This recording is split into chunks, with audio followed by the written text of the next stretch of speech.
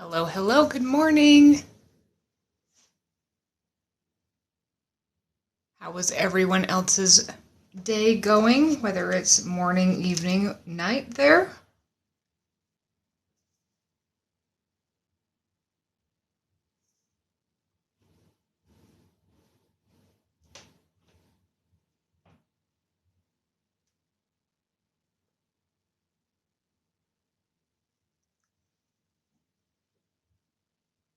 Hello, hello. So today we're going to be painting some little sunsets today. And I'm going to demonstrate a few different things. Good morning, afternoon.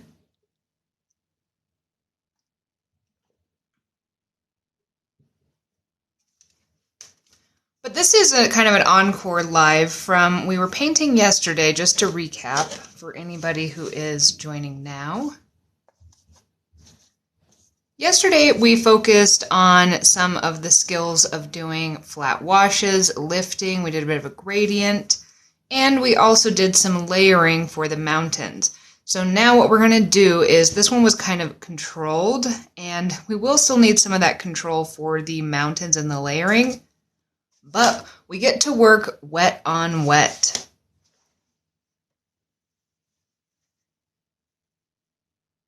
If you missed yesterday, not a huge deal, because I did already upload that to YouTube, so you can do that afterwards. You can do this as a standalone lesson. You don't have to have done that one before. I will explain everything that I'm going to do today. So yeah, if you're joining and you're like, oh no, I missed yesterday, it's okay. Anyways, so when we're looking at a few of these paintings here, there's a couple different things that are happening. You'll notice that some of these are a little more vibrant, and these ones are painted with the Viva color sheets. They are my go-to for these sunsets because, man, the colors just bleed and blend beautifully, and they are so, so vibrant. So that's these little guys here. So I will be doing at least one or two paintings with these.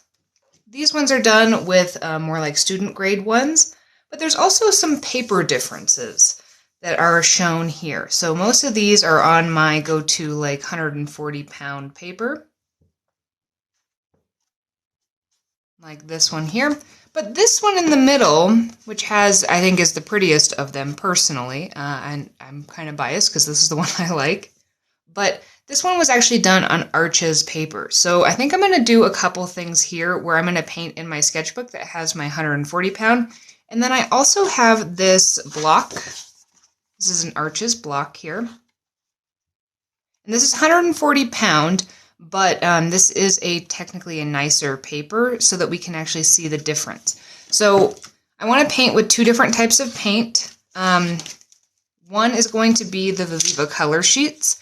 The second one, I'm going to let you guys choose. I can use tube paints, I can use Winsor Newton, I can use my palette, I can use Culture Hustle, I can use the Koi palette, or I don't know, you guys get to choose. So if you've got any other recommendations. This is, as long as TikTok saves this, I will upload this later too. So, and I did already upload yesterday's. So why don't you guys vote in the comments for the second set of watercolors that I'm going to use today. And then that way we can make some choices.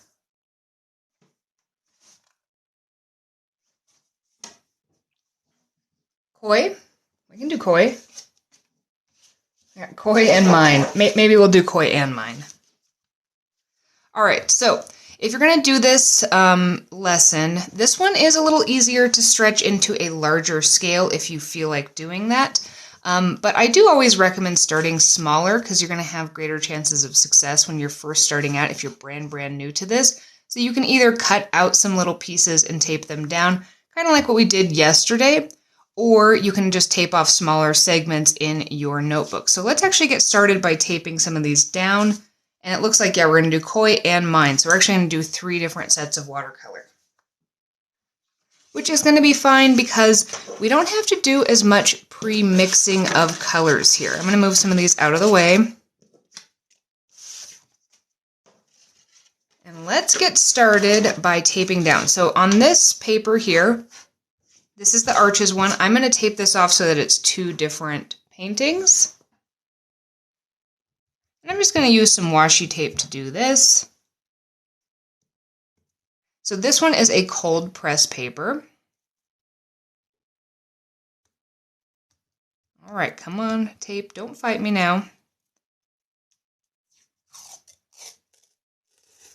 And you don't have to tape these down in your notebooks. I just like to because it gives me a nice line, and I just kind of like that look. So let's go ahead and prep our workstations. If you're brand new to the practice, today you're going to be needing some tape likely. You're going to need your colors. You're going to need a brush. I recommend larger brushes for this one. I might also show you guys a little bit with a flat wash brush today, but if you just have the one brush, that'll be just fine too. We're going to be working wet on wet today in a lot of the paintings. One of them or parts of it we won't, but a lot of it we will. And this is actually the Arches cold press, but it is the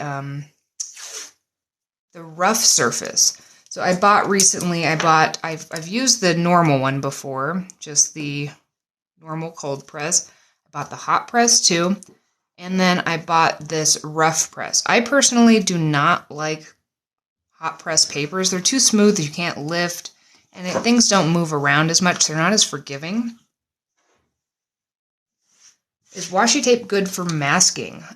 So I've found that washi tape rips the paper the least amount, unless you use one of the really nice specialty type tapes, like an artist tape.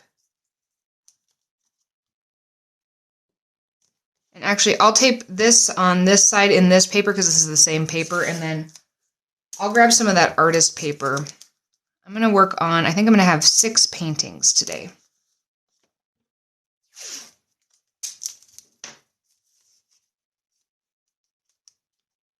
Yeah, depending on the washi, it typically does not have a ton of adhesive in it, but it does give super duper nice crisp lines. Out of all the tape I've tested, it might have the nicest crisp lines. I did just post a little review on that artist tape, which I'm going to grab right now.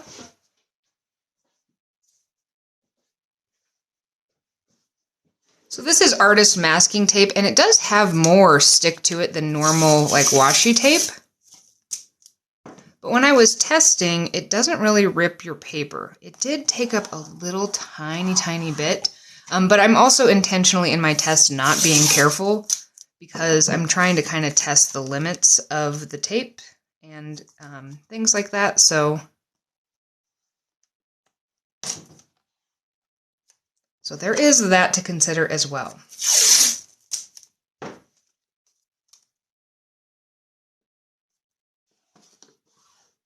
If you're brand new to my classes, my name is Lacey. I am the artist behind Rebel Unicorn Crafts, and it's usually on Saturdays, but we got a little carried away yesterday and wanted to finish learning some skills today, and I want to start you guys off in the new year right. So we're doing an encore presentation today.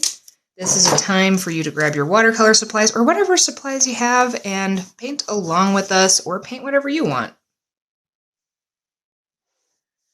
So yes, typically when I am personally painting, I use a hairdryer. I've got one right here, both to dry my layers, and then when I am removing the tape, I heat it up, which releases the adhesive. But I don't do that in my tests because not everybody has access to a hairdryer, and sometimes you're just a little too excited. So I'm just trying to kind of go for it. But this is what we're going to start with today. So before we dive into the Viva ones, let's actually make some marks here. So I'm going to determine certain ones. We're going to actually let's start with koi. So this one's going to be koi. This one will be mine. And then at least one of these will be Viviva. I don't know what the final ones.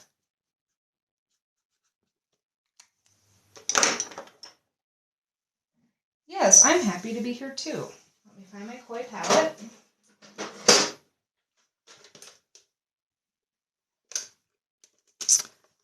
All right, so this is just a koi palette, and as you can see, it's quite messy.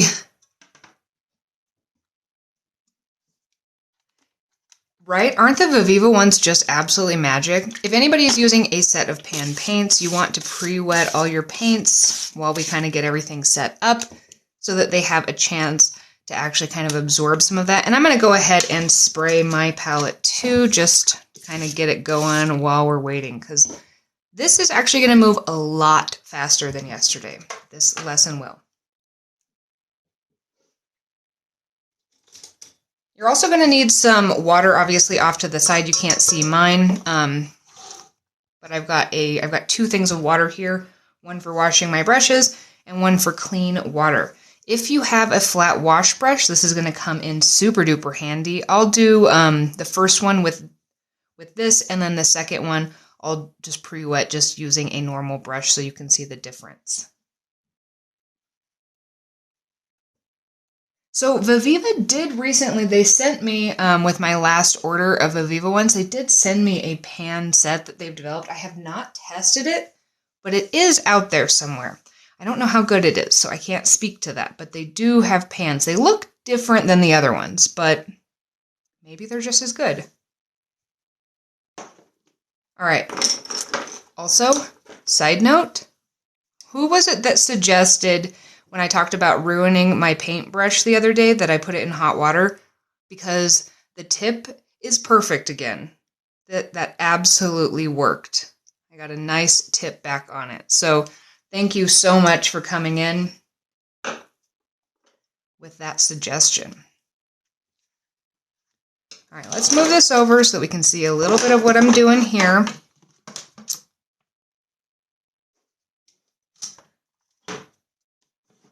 All right, so before we actually really get into this, because again, this is going to move super duper fast when we're working wet on wet, and but we want to think about a few things. So if you look at these little paintings here, let's take a look at 2 of these that have quite a few different colors in these sunsets. So you can see in this one, it's got purple, pink, yellow, and then it kind of mixes together. This one's got a little blue, purple, a little pink, orange, and yellow. Now, technically, I know that when you're looking at a sunset, sometimes that orange color is right up next to something like a blue, but in watercolor, we can get some of that to happen, but it's a little bit risky. So what we want to do instead is be really intentional about the order where we're going to place our colors, because if we were to put a blue right next to a nice yellow or an orange color, if we're working super wet on wet, there's a pretty good chance it's going to get really muddy, and it's also possibly going to maybe turn kind of greenish, and that's not really what we want in our sunset. So we want to think about colors to place next to each other that, if they do mix together, are going to make really pretty colors. So things like going from blue to purple is going to work really well. That's just going to mix into slightly different shades. And then moving into kind of a pink color is going to also do the same thing.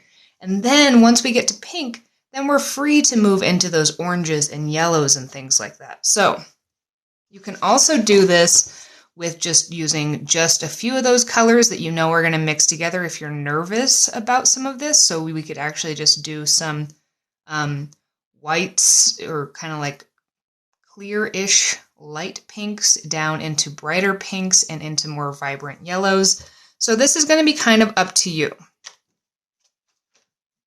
What I'm going to be doing intentionally on this one is where I place my colors, because we are going to pre-wet this, I'm going to start with my lightest colors, so my brightest yellows, my oranges, then I will move to pinks, and then I'll move into any of my darker colors. That's going to make sure that my brush isn't totally kind of loaded down, possibly with other colors, and it's also going to kind of reserve the spaces for those colors. Okay, so now that we've got all that out of the way, what we actually want to do is take a brush. You can either use a flat wash brush or just a round brush, and we want to saturate it with water. And then we're actually going to completely cover the surface. So unlike yesterday where we were working on dry paper, for the sunsets, we're going to be working on wet paper. And you want to make sure it's completely covered. Then what I want you to do, if you've never done wet on wet before, is I want you to hold this up to a light source. And I don't know how well this is going to show this on camera. But I want you to observe how much reflection you have. Notice that mine, it went away almost right away, any of that reflection.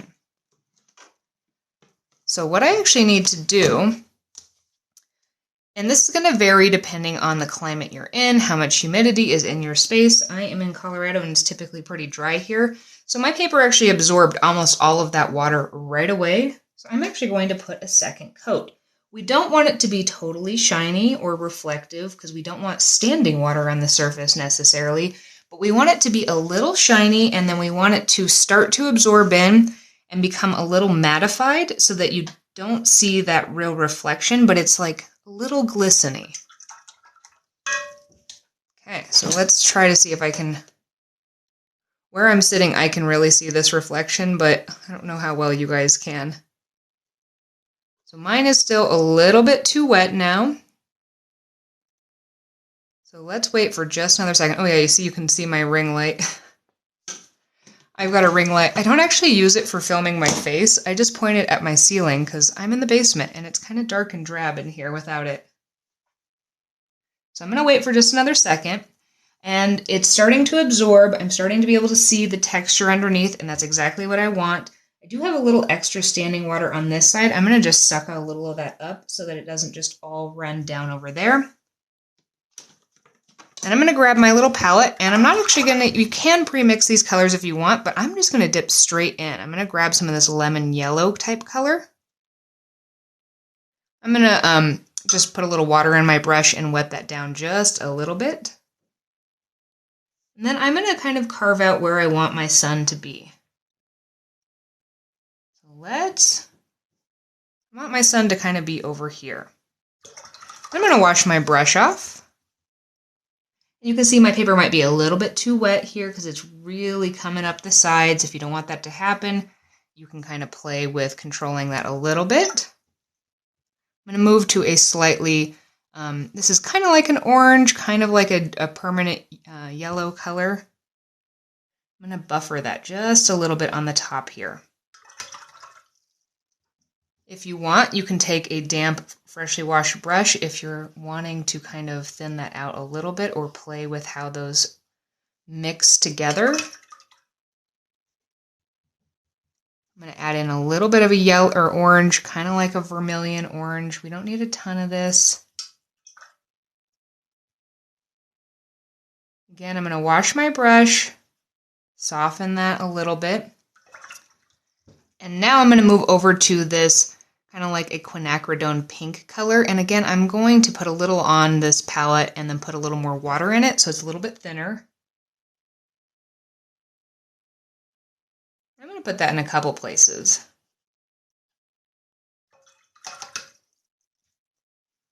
I'm also going to run too much down into my yellow color.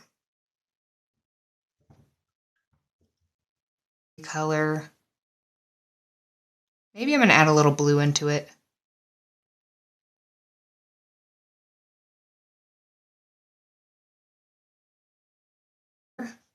We can just go ahead and kind of add that because if they mix together, they're going to be nice.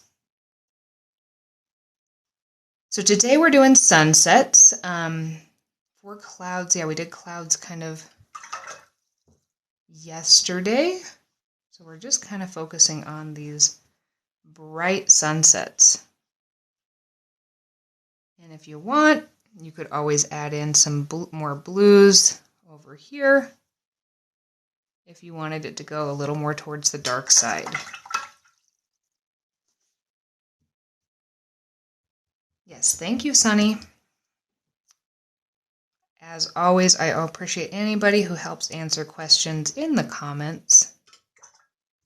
This is definitely a space where we help each other out. All right, I'm just going to soak up any water that's kind of standing on the sides, and I'm going to let this one be for now. We can always come back and add in a little bit more pigmentation later to kind of bump up certain areas, but I don't want to overwork this too much because you can start to damage the paper, and also things will get a little bit muddier than you expected. Okay, so that was with koi. We're going to do basically the same thing with mine, but I don't know if I want to add any of those blues or purples. I think I just want to go for the super pinks, yellows, and oranges on the next one. And if you did miss yesterday's class, don't worry. You can still follow along with this one. And then also I did upload it to YouTube, so you can catch up. All right, I'm switching over to another palette. And if you're brand new to my classes, I switch between palettes and papers and things, mainly just so that you guys can see the differences between a few different things. And then maybe possibly I'm hitting on something that you have. All right, so again, we're going to start with the same thing. We're going to take some fresh, clean water in our brush. Oh, I said I would do that with just my round brush. So let's do that, because that's what I said I was going to do. And we just want to coat the whole thing in an even layer of water.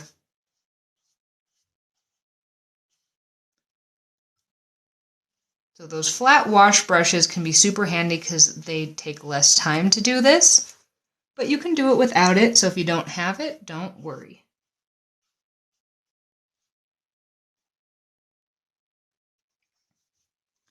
I'm going to re-wet some of these colors just to make sure that they are ready to go.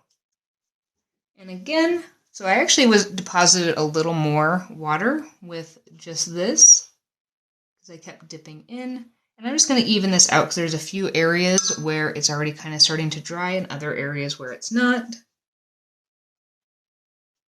I just want this to have a nice coat of water that has started to soak in. Then again, I am going to start with my lightest colors. So I'm going to grab some of this corn on the cob color here. I'm going to dip into some fresh water, thin that out a little bit. Maybe a little bit more to start with. And then let's actually have this one be over here. I tend to always put the sun on the right side, so let's try to change that a little bit.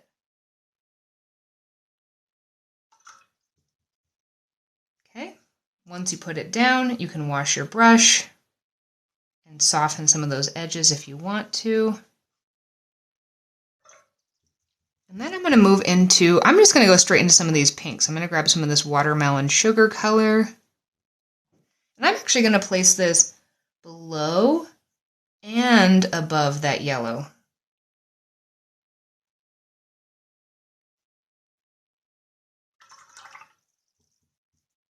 Wash my brush, soften some of that. Maybe bring a little bit of that straight up into here. And then I'm also going to go into this bubblegum. This is a super duper bright pink. Kind of similar to like an opera pink.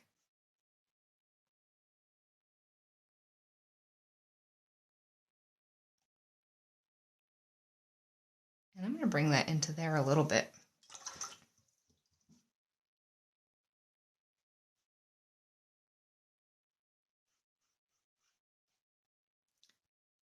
And you know what I'm kind of feeling like doing is I kind of want to put a little more kind of yellowy color up here, or almost orangey.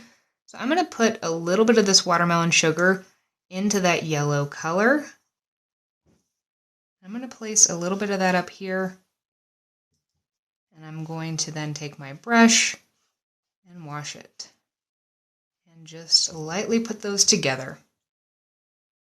Again, we can come back and amp up some of these colors in a little bit, but I want to let this just kind of sit. If you wet the paper, the colors are going to run together. If you keep it dry, the colors will not run together.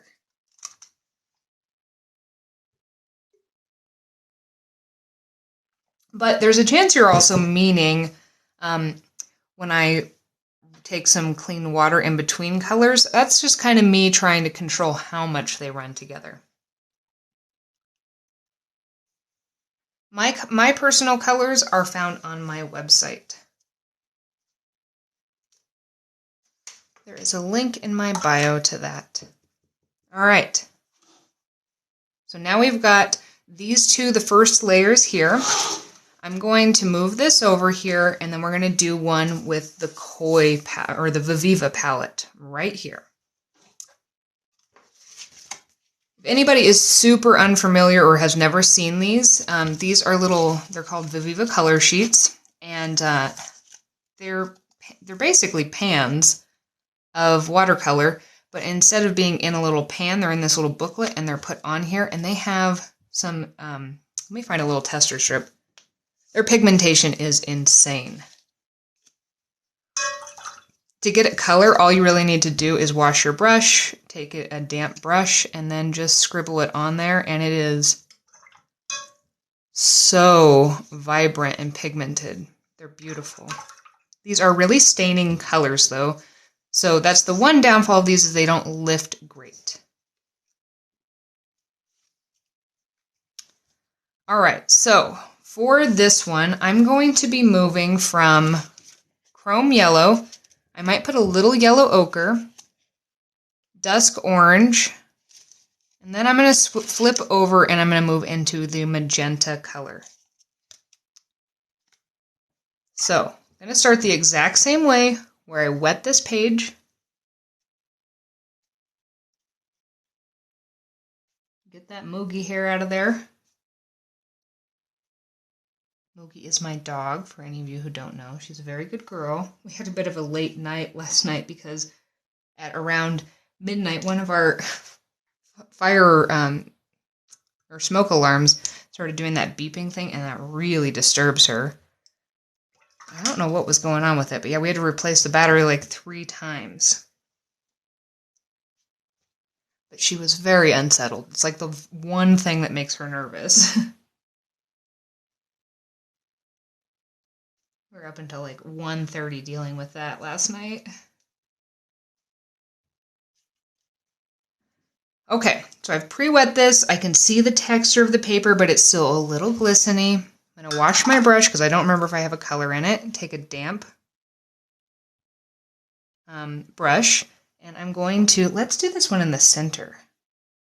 Oh my goodness, this one is just so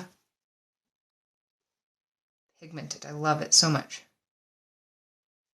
So we did look at the dates. We replaced them 3 years ago. But yeah, we were kind of starting to wonder the same thing.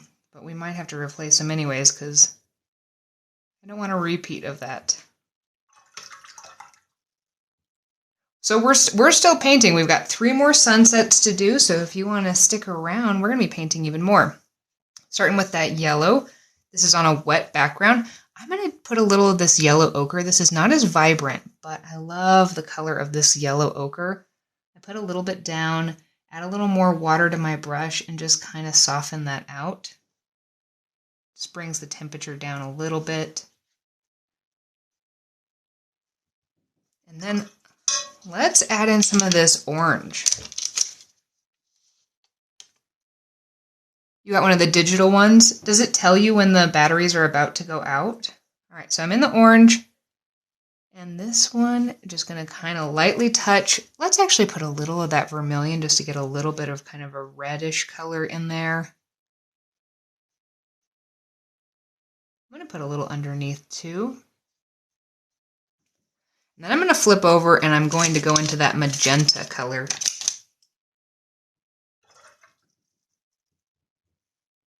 Yeah, the Viviva colors are intense. So then this is my very favorite Viviva color. Actually, I don't know. I like the blues too. But look at how that just bleeds together. And I'm actually going to put a little bit of that into here.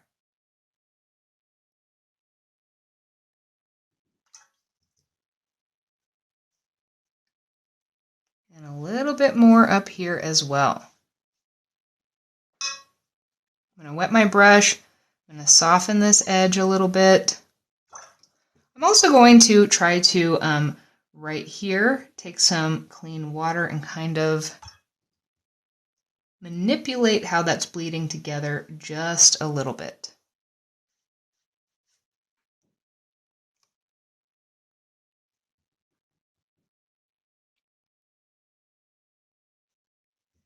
Oh wow, maybe we will have to switch over. We have the Nest thermostat, which has been nice, but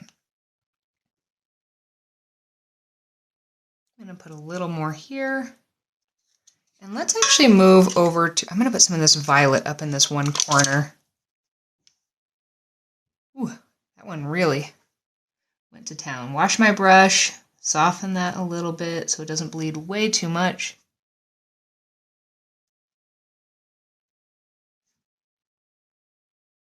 With the Viviva ones, a lot of what you're doing is just going to be controlling that vibrancy.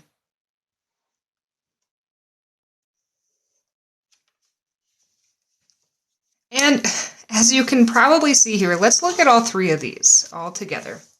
We're going to be painting 3 more. And the other ones, let's go with kind of a blue sky for the other ones. Well, or for maybe at least one of them. We're going to do more of a blue sky with a little bit of that pink and purple and stuff in it. But we can definitely see some differences. So, and these are all a little bit different in how I painted them.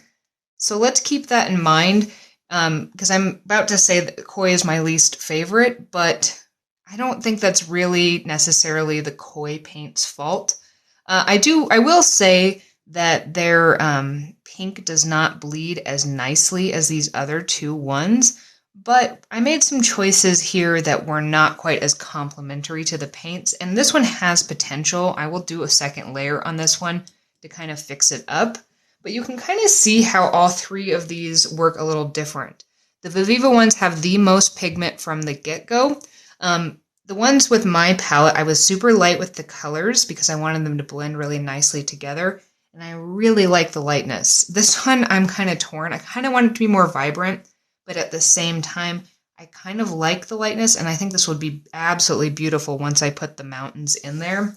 So I'm going to have to try to figure it out, you know? I'll decide what I'm going to do in a minute. All right. So the next thing I'm going to do is I'm going to grab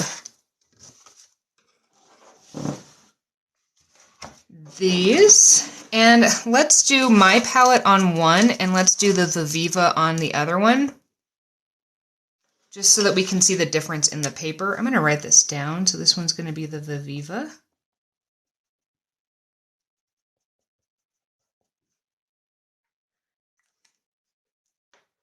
All right, I'm going to let you guys choose for this. Do you want me to come up with my own designs for the sunsets on these, or do you want me to do my best to mimic? It won't be exactly the same, but do you want me to do my best to mimic what I painted in the other paper with the same palette, or do you want something a little bit different?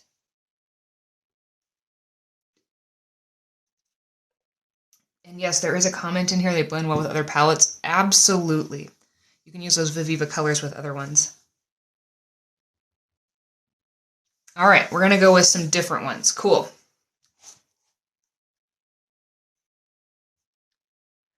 Let's start with the Viviva ones because they're right here, and also it's on the left side, which I usually paint from left to right in general. Thank you guys for the feedback. Perfect. We'll do some different designs. I'm going to pre-wet this, and in general, one of the big differences between using something like a very basic 140-pound paper and using something like this Arches is this is 100% cotton, and this is, the one up here is more like a cellulose paper, and the paint is going to move and bleed and blend differently, as well as sometimes the colors are actually more vibrant on this. Now, I love Arches paper, but it is pretty pricey, so that's why I don't use it all the time, because I always find when you have way too expensive supplies, then you well, at least I do. I'm hesitant to use them, and so they're fun to have, but there's absolutely nothing wrong with using cheaper paper as long as it works for what you need it to do.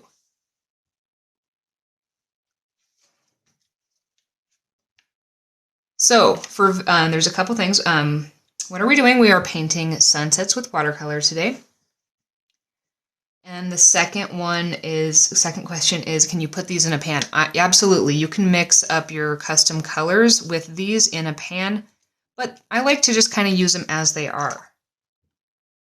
Okay, so for this one, I think I'm going to skip over the yellow, and I'm just going to go straight for this orange, and I need to grab some of this water that's pooling at the bottom here. I don't think my tape is sticking very well. The other thing I have noticed with the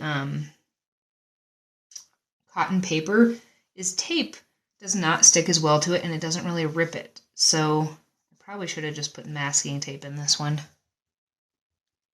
Yeah, so we're doing a couple of things. We're learning how to paint some of this, but I'm demonstrating on different papers and using different palettes so you can see some of the differences. I'm going to just start with some of this orange, and I'm going to put this, let's put a little bit of it here. This dusk orange is actually a little bit more kind of yellowy.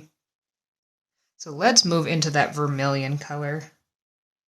And we're going to kind of mix right on the page. I'm going to be adding in a little of that orange to a little of that vermilion color. Place that down, wash my brush. I'm going to soften those edges. Yes, it does have this little blending board here. Good point. It's a little wax paper thing that you can just wipe off. But I'm just going to be working straight from the little sheets right now. Next, I'm going to switch over, and I am actually going to take a super light amount of the yellow, teeny tiny amount of it, not much. I'm going to place this in a couple areas, teeny tiny amount. And then I'm going to go over to the magenta color. Got a little of that magenta in, and I'm kind of making, this is going to kind of be a little bit of a bowed shape here.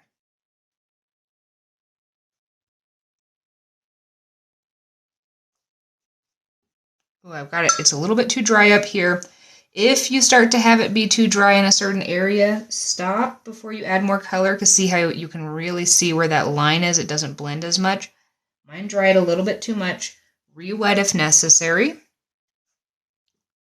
And let's put a little more of this over that to kind of disguise that. Wash your brush, soften in between.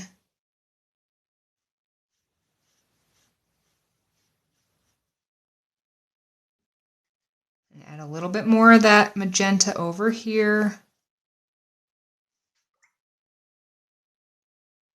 And I do dab off a little bit of water from my brush in between, just over to the right, so that I kind of know about how much water is in my brush. I'm going to put a little more of this violet in here too. Let's put a little bit up here.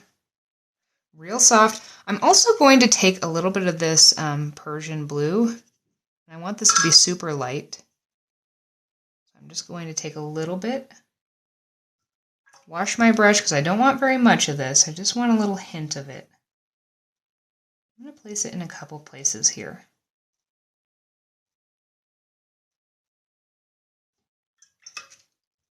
But you can probably see, I'm going to soften down here too, how this is moving a little bit different on this paper than it does on the other paper.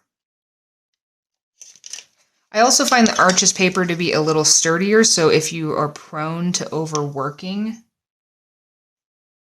you can get away with a little more overworking when things are wet with the Arches paper, which is what I'm going to do right now, which is continue to add in some other wisps of these colors. You can either wisp like this, or you can also play with just tapping the color in, putting a little in your brush, and just tapping it down. It's going to bleed a little different that way. Let's put a little more here. I'm going to put a little at the bottom of this one too.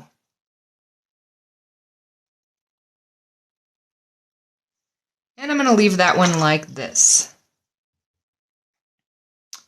Now we're going to do one over here as well. And for this one, what do I want to do? I think I'm going to add in some blue at the top, but I'm also going to add in some of those pinks and yellows as well. Again, I'm going to start by wetting this. Oops, I just picked up a whole bunch of color with my brush on accident, so there's going to accidentally be... Oh no! This is some of that Viviva color. I accidentally had that on that flat brush. Whoops. Alright, well, this one's starting off on a weird spot, but we're going to go with it. So I've already kind of dyed it because it went on when it was still a little bit dry. So we're going to have to try to compensate for that. This will be a good, I guess, learning thing. What happens when something like that happens? You don't necessarily need to just walk away and throw that completely away. Let's lean into that. That means that this one's going to be a bit of a darker composition at the top. Yes, happy accident. So let's start, and again, let's maybe do this one a little more towards the orange side. I'm going to mix up.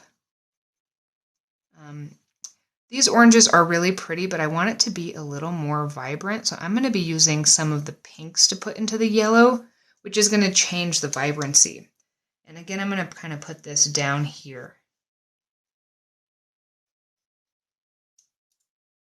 Then I'm going to dip into some of that yellow. Wash my brush.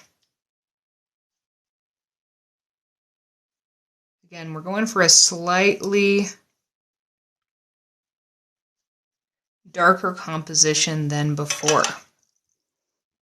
And then I'm going to be moving into, let's actually start with a mixture of that bubblegum and watermelon sugar. It's kind of like a magenta and an opera pink color.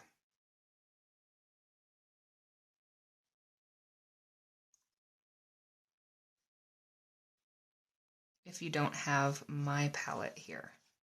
I'm going to place this in a couple places up near the top as well. And then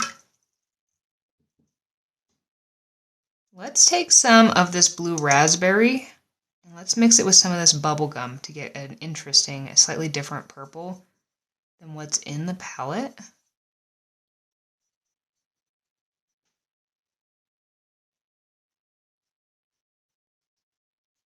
And let's place this up here. I'm going to concentrate that especially over that area where I did not want it to be that color. And then I'm going to take a little more of that blue raspberry and I'm going to mix that in.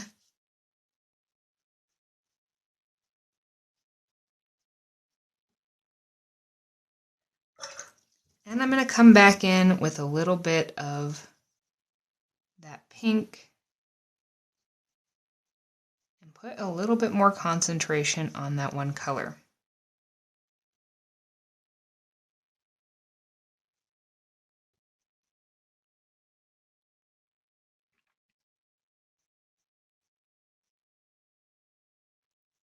Yes, most Saturdays we're doing a special New Year's one, I guess. This is a special New Year's edition.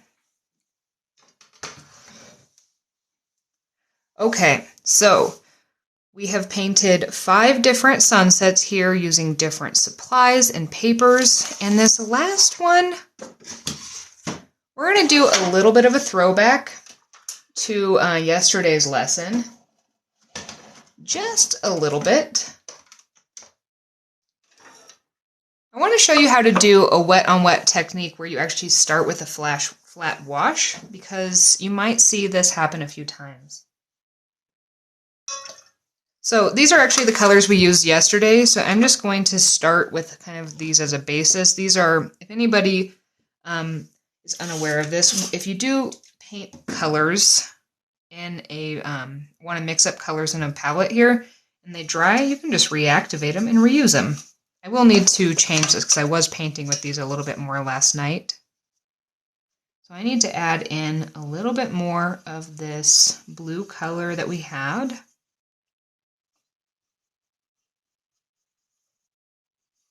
Here. And having a tester strip is super helpful to actually see what color you've got. Let's add in a little of that purple that's kind of up there too.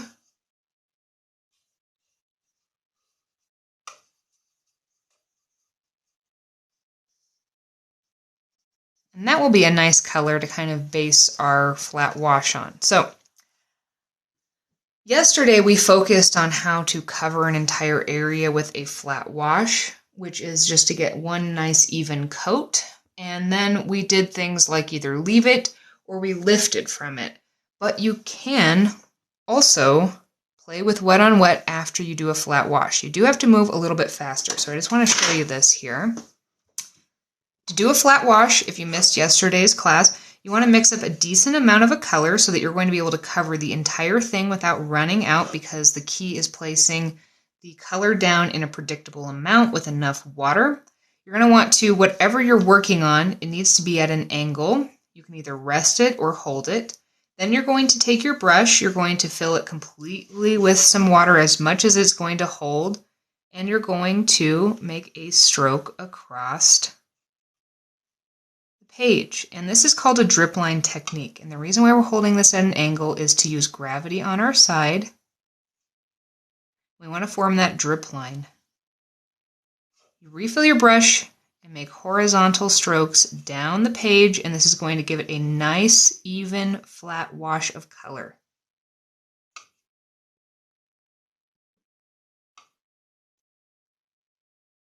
I'm going to bring this all the way down.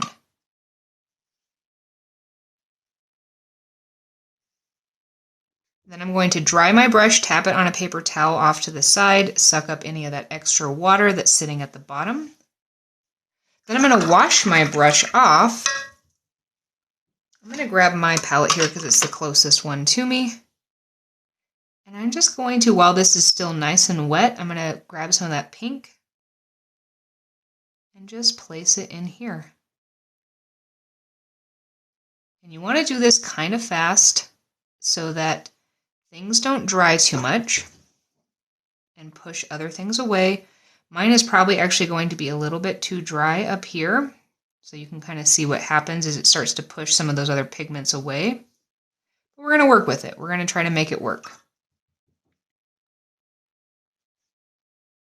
We're going to go with it. I'm going to need to add some more of that blue. See how it was the perfect amount of wet for me to add over there, and then it kind of went downhill from there. So there's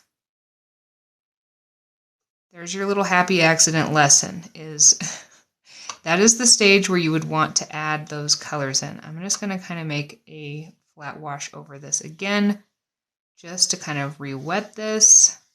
I typically don't like to do this at this stage, but I did not move fast enough. I'm going to take some more of that pink, and I'm going to try to place this over these areas a little bit more, starting up near the top.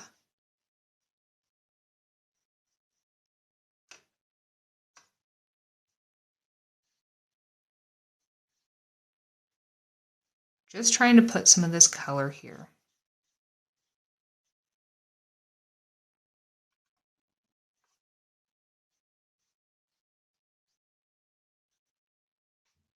And I'm going to suck up this water at the bottom.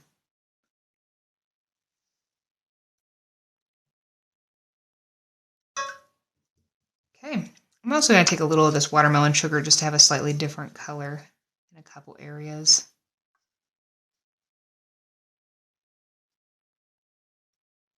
I'll leave that like that. The brush I use is my brush. It is the Wonder Brush. It's a size 12 synthetic bristle round brush. Okay, we have the first layer of all of our sunsets done. Let's take a look at these. And again, if you're brand new to joining my classes, this is how we work. We work on a bunch of different things so that I can show you a whole bunch of different stuff. Okay, so at this point we can make some decisions on if we want to add second layers. It's best to do a second layer once everything is nice and dry. We've worked on a whole bunch of stuff. So that means that a lot of this is going to be nice and dry. This one is obviously not, and these two need a little bit more time. That is the one other thing I will say about the Arches paper, is that it takes a really long time to actually dry. And I don't know how well you can see this, but because I work super wet on wet, this is actually, can you see how much it's buckled? It flattens off as it dries down.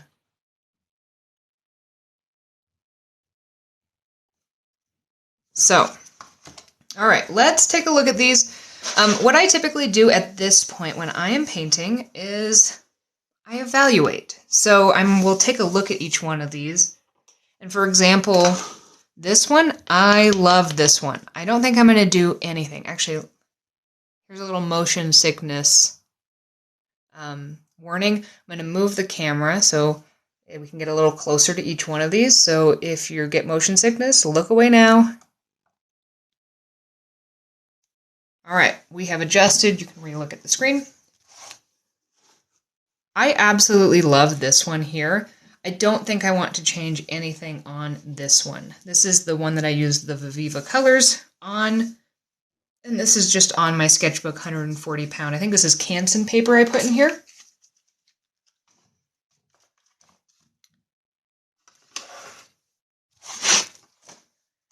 This one I'm kind of torn on. I kind of like how it ended up turning out, but it could maybe use a second layer. This still needs to dry some more, so I'm going to wait and see if it changes at all anymore. So wetting both sides can help fix some of the buckling issue, like if you do tape it down. But this is a watercolor block, so I can't because it's all taped down together. And I typically don't because it just takes extra time, and I want to get to painting.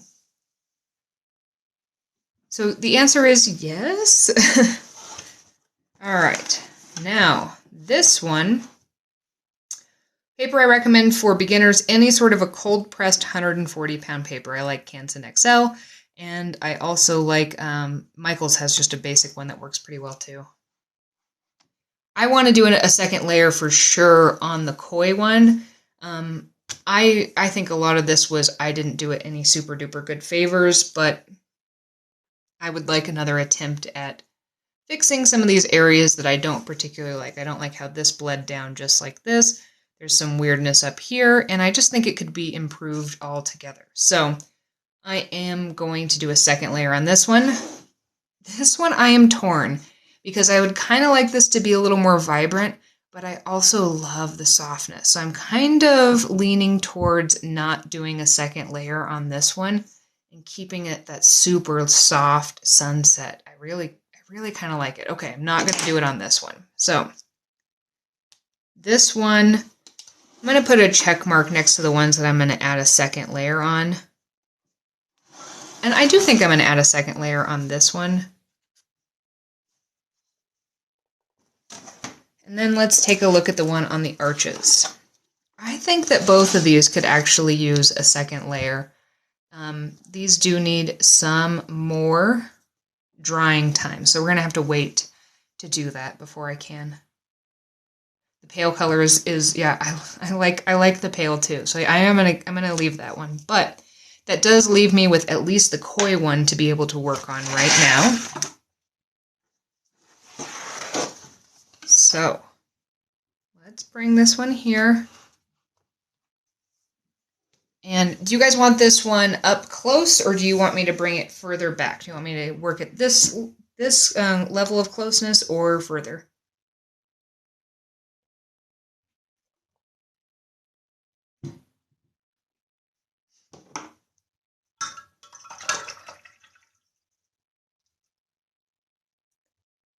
What is buckling? Okay, that's a good question. If you're brand new to watercolor, you paint on paper, and when you add water to paper, it buckles. In essence, it starts to change the shape. It typically gets a little bit convex, so it pops out from the paper and it warps a bit. Stay close. Sure thing. All right. Okay, I have really gone to town on that paper towel, so I'm going to grab another one because that one is totally saturated. One kind of silly thing I can tell you guys is working on paper towels, you get them super saturated, but they're not too covered in color. Let it dry out. You can reuse it for your painting. All right. So this is the one we're doing with koi. Again, what we want to do is, these colors have sat for a bit, so I need to re-wet them just to make sure that I'll be able to access those colors. And we want to start by re-wetting this. Now, I want you to be a little careful when you are re-wetting. Let's see if I can get this to show you here. If you put this down and you really kind of scrub that across, see how we can actually make little lines? But if you take this and you just lightly lay the water on top, you can do the same thing with a round brush. Just lightly lay the next layer of water on there. You won't really disturb the layer underneath it, but if you really drag your brush through it, do you see how I made that line? So we want to be careful about how we actually do drag our brush across and re-wet this. So I'm going to fill up this brush, and we want to just very carefully lay, and I'm going to start from the bottom where it's lighter. I'm just laying this water on here. I'm trying not to drag it across. Laying it on. And that's going to make it so that we don't disturb the layer underneath. It will probably move a little bit, but we're at least not going to get those lines. So super light touch.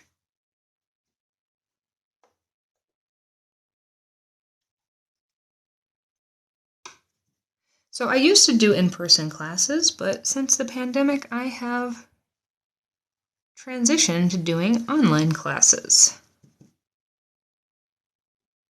Sometimes I miss seeing people in person, but the one thing I don't miss is packing everything up, because I used to also take all the supplies, and it used to take me almost longer to pack everything up than to actually go teach the class. So I spent a lot of time doing that. Did you say you can fill your notebook? Can you clarify that question? Okay, so this has sat on here for a little bit. And what I want to do is I want to bump up some of the pigment here. I want to soften this area, and I want to darken over here. Misting the paper might work. One thing is, if you are working in something like this, if I were to mist, it would shoot over onto these other paintings, and that would affect how they looked. So it's not a bad idea as long as it was a light mist, but you have to be really careful where you're pointing it. So I'm going to take some of that super light yellow, and then I'm just going to try to soften some of these edges here. We can move a little bit of this. Now it's re-wetted. I'm also going to put a little bit here. And then I'm going to go into some of these magenta colors because I wanted a little bit more of that up here.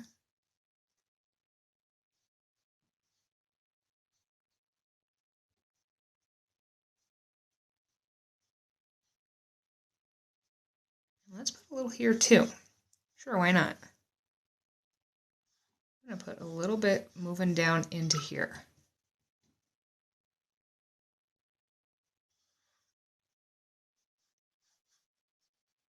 All right, I'm going to have to catch up with the comments in just a second. And I'm going to bring a little bit more of this purple blue color. Maybe grab some of this ultramarine. I love their ultramarine. I'm going to put that in this corner. And this is kind of just all about making little minor adjustments to kind of fix it to how you want. You can sometimes also take a damp brush and just kind of tap some water in if you want to push some of those pigments away from each other.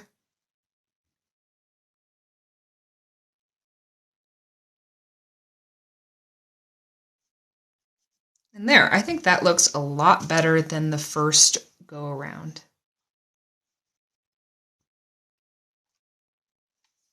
All right, let me take a look here. I've got a couple comments that I didn't see.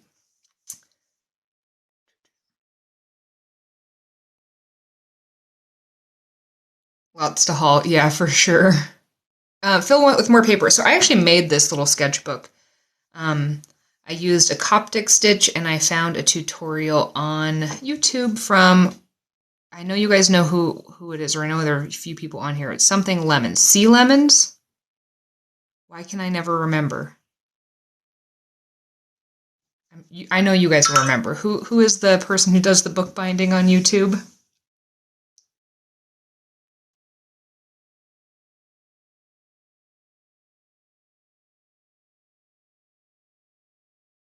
And then droplets will spray and pool pigment. Okay. Yeah, I think you'd have to be really careful how you sprayed it.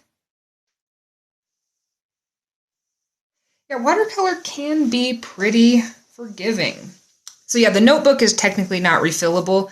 I can't show you right now since I need to keep this open, but it's just all stitched together on the back in these little pieces. If I move this right now, it's going to move around too much.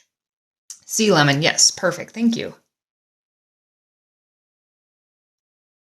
And yeah, watercolor can be pretty forgiving, especially if you're patient and wait to do some layering.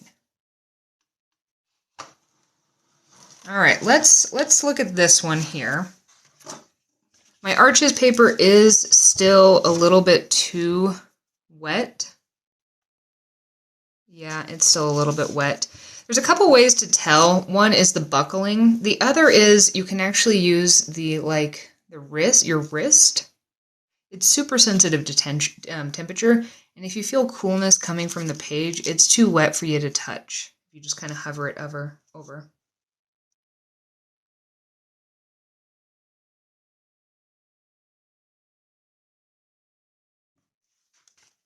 You guys are too nice. You know that? Too nice. This one's probably still a little bit too wet here too. But you know what we can actually start doing on these two here?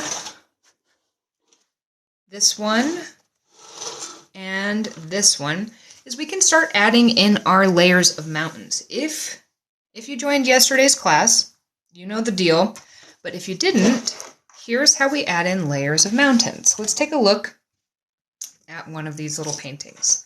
So what we're doing here is we are using something that is called a, oh my goodness, my brain is blanking. We're forcing perspective by using atmospheric perspective, which is the phenomena in which things that are further away are a little bit lighter, a little more out of focus.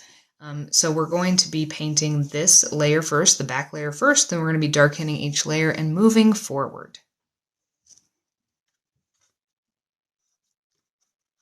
And there is that. So we can do this with the Viviva ones, but I'm actually going to start with my set here, and let's mix up our dark color. You could layer the mountains with some gouache. I don't see why not, but it is nice to be able to see. I don't know. I've never tried it, but I think you could totally do that. The Blue Ridge Parkway. Oh, all right. So I'm gonna put a little water here. There's a little pink in there. That's totally fine. Yesterday we did purple mountains, and there was almost a 50-50 split, slightly towards purple, but there were also some requests for blue. So today we're going to do blue mountains, to be fair. There was also a comment the other day on one of my videos about how do you keep your palette clean so that you can actually mix up colors. This is a damp paper towel. I want this well next to it clean, so I'm just going to wipe it out.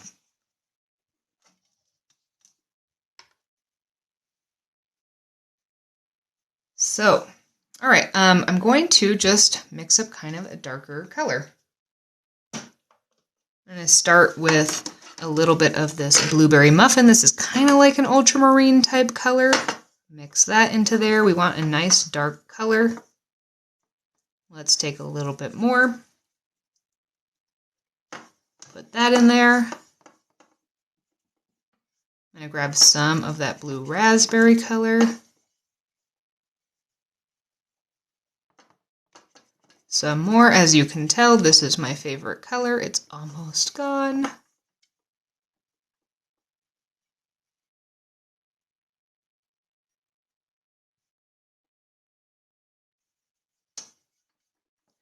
Remind me, where is the Blue Ridge Parkway? Is that Virginia, or am I making that up? All right, I'm going to test that color out. It's pretty nice, pretty dark, but I want it to be a little darker.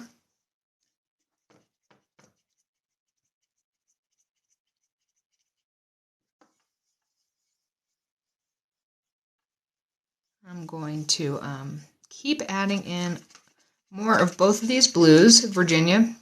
Okay, I didn't make that up. Yeah, I used to live up near Fairfax, Virginia.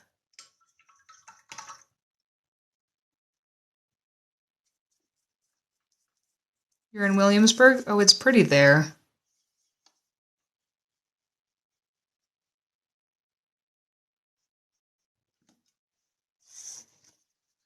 Let's just double check this. Getting a little darker. Do you guys want me to keep it kind of a brighter blue like this, or do you want me to mute it and make it more of a steely blue?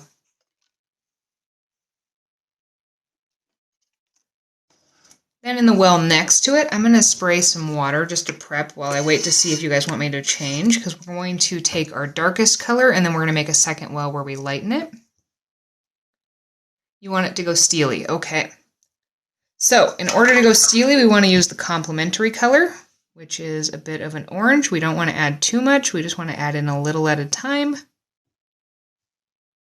But this is going to kind of mute that color and bring some of that kind of steeliness to it. It will also darken it a little bit. I need a little more for it to do anything.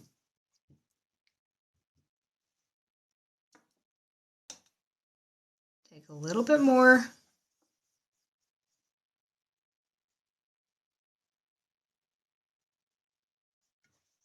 And then let's just test this color out. So see, there's a little more steely. I need to get another tester strip. This one's pretty saturated.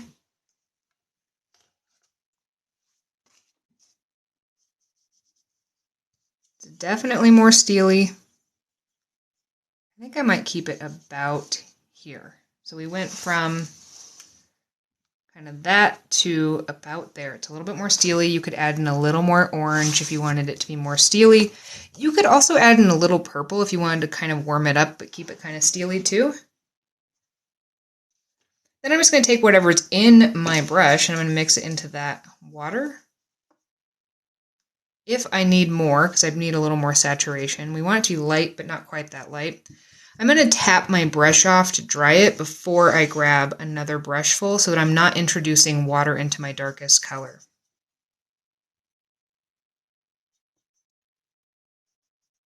Again, I want a little bit more. I'm going to tap it off, grab just a little bit more. There we go. It's a little bit darker. That'll work. So I can start the process of this on the two that I'm not changing because I'm waiting for those other ones to dry. Ooh, that was an awful noise. I'm sorry about that.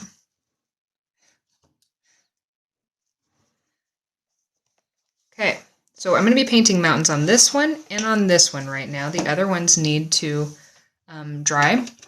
Now, this is a tip I gave yesterday. Again, your mountains are going to differ from my mountains, but the brain likes repeating patterns, and your temptation might be to kind of make these very regular repeating shapes that are all kind of the same heights and a little bit rounded.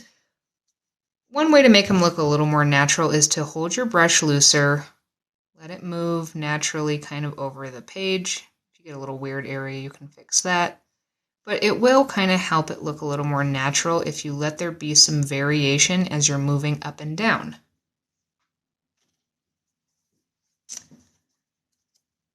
Okay, so now I'm going to take this lightest color and I'm going to draw my mountains here on this one. I like to think of using mountains to hide or highlight. So we can either hide things we don't like or we can highlight areas that we really like. So, for example, I really love this area right here. I want to make sure I don't put a mountain over that. Not super crazy about how this dark area right here. So I might actually kind of put a peak over that, bring it down so that I'm framing this area I really love here. So I'm going to fill this up with some blue. And again, I'm going to do that little plan that I said. Kind of go up and hide that. Bring this down. We're kind of doing that flat wash. Bring it down. Fill this in, and depending on the color that you made, you're going to have some color changes as we layer over. So if you're looking at mine and you're thinking, oh, I don't want any of that green to show up in my mountains, you might want to make yours a little more steely. You might want to consider going more towards the purple side. And did you guys see how it did? I obviously had a fingerprint right there. And it repelled that water. I'm not going to mess with it. I'm just going to let it sit because all the other layers of mountains that I add over the top are going to help disguise that.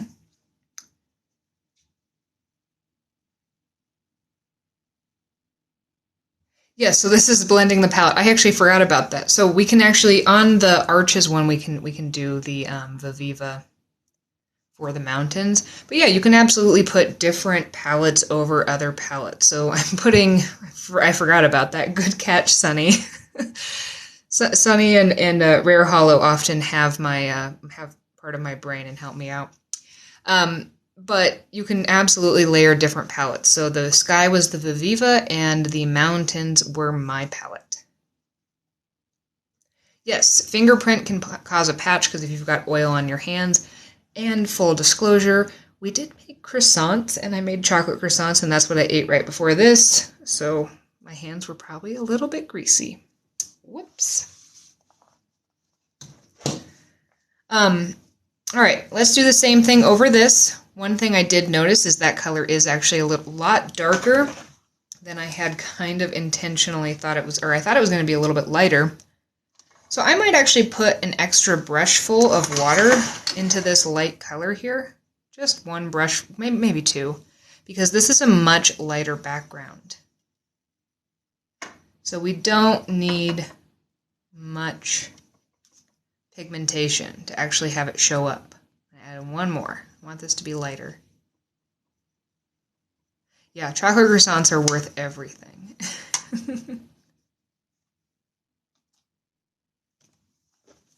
Again, I'm going to kind of make my mountain shapes hide or highlight certain areas. So for example, my sky is super stunning until it gets to about here, so I'm going to make sure all of my points go up until at least that area.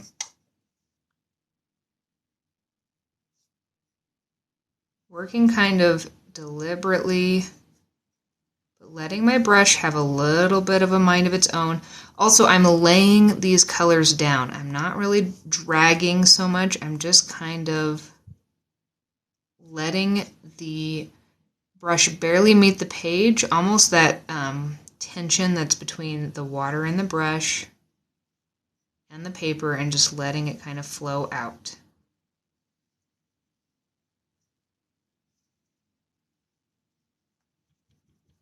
Tapping my brush off so it's nice and dry, sucking up that extra water at the bottom. We don't want that to sit there. And there we go. We have our first two with our first layer of mountains. Now, at this point, I can come back over to this one in order to do a second layer. All right, now we're really mixing palettes because we've got... All right, what do you guys think about, do you want to see, on this one, I want to do a second layer. This one had my color, well, actually, this one had a mixture of tube paints, mine. Do you want me to do a second layer on this with Viviva to see what happens? so that we're mixing all the palettes all the time, or do you want me to kind of just use the same colors I used previously on this one?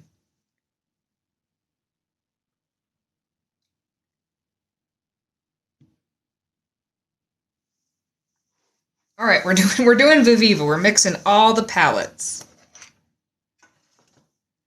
Yes, I keep my page typically tipped up. Even when it's kind of just sitting here, it's kind of resting on top of something. And that just helps me know a little bit more the direction and be able to predict the way the water is going to flow, which gives me a leg up. Okay, I've got my Viviva ones. I want to start by pre-wetting this. And again, we want to lay the water on. Is there a way to reverse the oil on the paper when you touch it? So I'll show you that when I do a second layer. There's a way to kind of do it in real time, but once it starts to appear like that, if you're going to add more layers on top, it's better to let it sit than work backwards. And while things are kind of wet, try to fix it. So again, we want to load our brush up here with a whole bunch of water. And we're going to very carefully just lay a layer of water all over everything. I'm doing my best not to disturb this too much. You can see I'm disturbing it a little bit as I'm picking up some of those colors. I'm also going to want to grab a bunch of that extra water that's kind of fallen down at the bottom. We don't want too much of that sitting around. And you can definitely see I did disturb it a bit, but that's okay. Okay, now that I've got a nice layer here, we're going to go to town with the Viviva ones.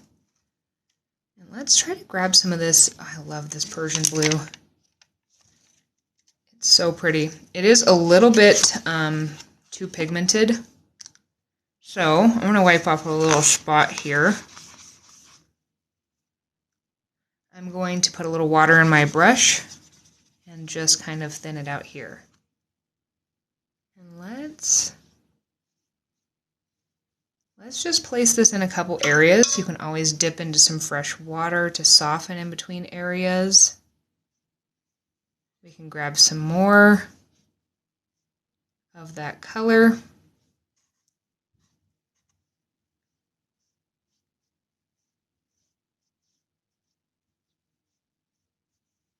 And then let's put a little bit of that magenta in there too. It's not bad to use paper towels to clean it off. I just find I'm more precise with this brush than a paper towel. But you might find something that works a little better for you. So you can if you want to. I'm going to grab some that went up here. Wow, this is actually blending together beautifully with my colors underneath, but I'm going to add in a little bit of this magenta into a couple areas just to kind of change that color temperature just a little bit in a couple areas. But yeah, this was a good decision to do these two together because I'm loving it. As soon as I said that, the next thing that popped into my head was ba-da-ba-ba-ba.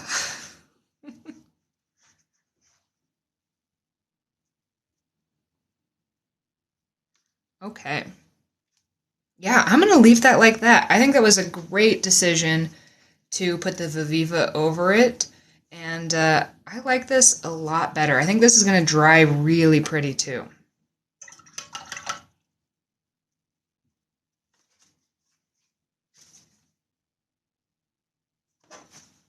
Okay, let's grab our arches one. Let's evaluate these. Let's see if we want to change any of them.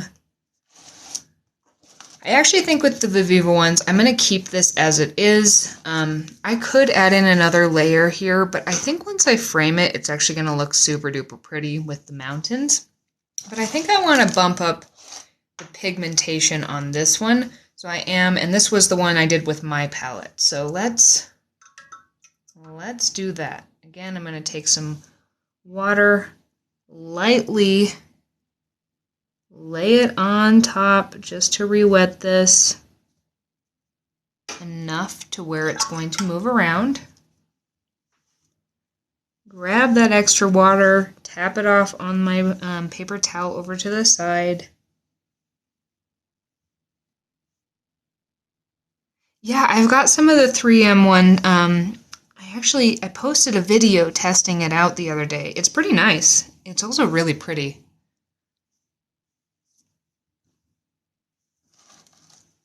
I like it. I wonder if you might have been the one that actually told me about that in the comments, and I think I might have bought it based on your suggestion. So I want some more of that yellow. This is with my palette here. I'm going to grab some of this yellow from here. I just want to bump up some of these colors. I'm going to be kind of selective on where I'm placing some of these because I don't want to change everything that's happening. But I want to just increase the saturation. It was you? Well, thank you for the tip.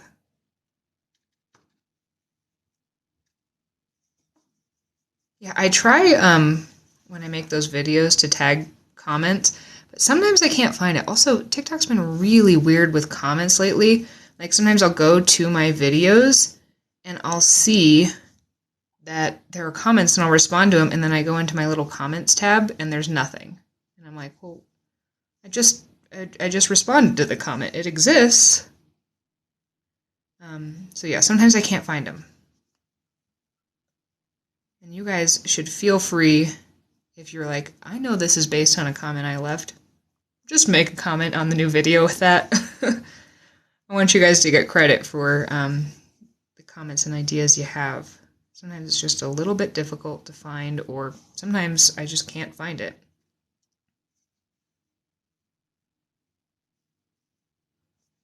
I'm just being really selective on what I am darkening and what I am not here.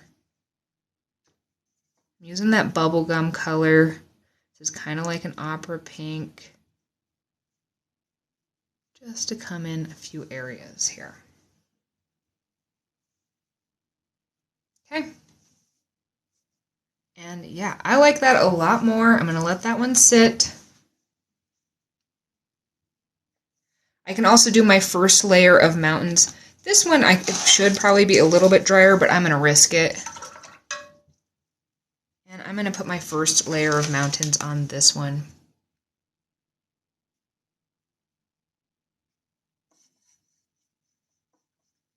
If you've mixed up colors, you always want to give them a little bit of a mix before you reuse them if they've sat for a minute or two, because sometimes the pigments settle out a little bit.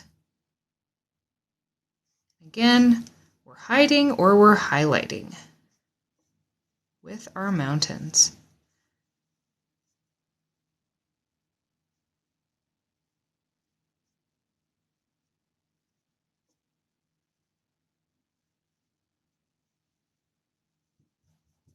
I'm going to dry that off. I need to double check the time.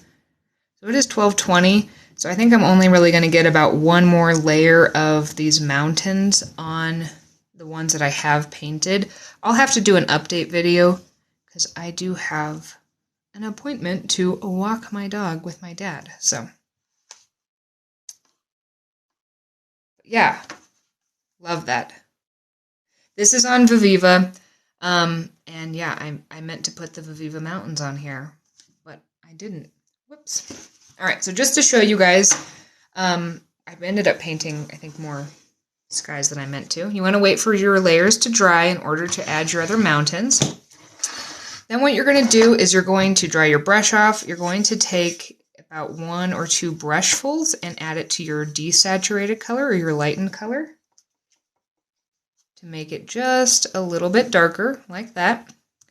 And then one tip for adding in your second layer of mountains is your brain is going to want to go, oh, that's a nice pattern, let me follow that. So you might do that unintentionally, but one of the things that you want to do is potentially think about starting with a difference, just to give it a little variation. And as always, in case you weren't here yesterday, you can make this layer eclipse the one above it But when we do that, you can usually kind of see the layer underneath before. You have to do a little bit of scrubbing as you do this, and it can cause some separation of colors. So it's a little risky. So you can choose whether or not you want it to eclipse, or you can choose to live in a pretend world where that never happens in this little snapshot. All right, let me put the second layer on this one, and also this will show you what to do with that area that did not want to accept the pigment, where I likely put a fingerprint. I've darkened my color. I'm going to start with a difference, so rather than going up, I'm going to go down. Laying this in, we want to make sure we use plenty of water. And the more you layer it on, it's going to accept that a little bit more, even with a little bit of that grease or something on there. But then you can just do some light scrubbing over there, and it will allow you to place that pigment on there.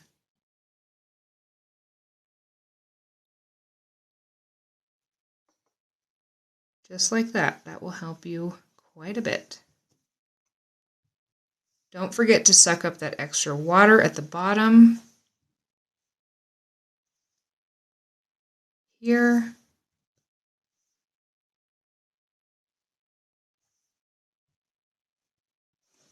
And let's put one over here as well. Second layer.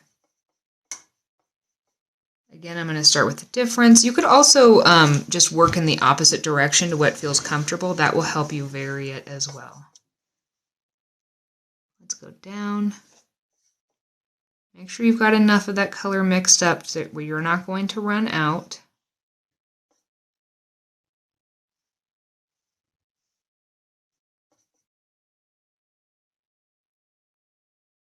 Hide or highlight. We want to make watercolor work for us. Again, tap your brush off once you get to the bottom and suck up any of that extra water.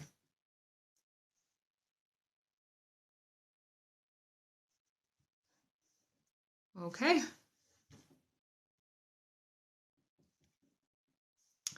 I have tons of tips on how you can get started with watercolor. I've got a whole series where you can learn one at a time. I also have videos on my YouTube, and then I do have a paid class that you can find on my website that you can go lesson by lesson that teaches you almost everything you could possibly imagine about knowing watercolor. That if you just want to go through all the lessons, you can do that too. So let's do a really quick recap. I can't finish these right now. I'm sorry about that. I went overboard on the skies. But yesterday's lesson, which is already up on YouTube, will show you how to finish the mountains. And today's lesson was really about the wet on wet skies, and I think we did a lot of that. So let's recap. We did some Viviva on 140 cold pound press, and then this is my palette in the front. I use the Viviva on the background. This is a mixture of a bunch of different palettes. I used some Shinhan tube paints, used my palette, and then also had Viviva to get that sky. This is with Koi. This is with my palette here. And then I also used some Arches paper with some Viviva color sheets, as well as my palette, so you could see differences. And you can definitely, at least I think you can really see the difference between how these colors move on the different papers. So if you're craving some slightly different effects, you might want to play with your paper as well as with your paint that you select. Yeah, I can do an ocean scene sometime too. I really appreciate everybody spending time with me again. Again, if this does save, sometimes it saves on TikTok, sometimes it doesn't. If it does save, I will upload it to my YouTube, which is Rebel Unicorn Crafts. And if you want to absolutely make my day, you can send me pictures. And the best way to do that is through Instagram, or you can make a video and tag me here on TikTok. If you do through Instagram, I am Rebel Unicorn Crafts there too. And I hope that everybody has an absolutely wonderful, wonderful, wonderful day, and I will see you guys soon.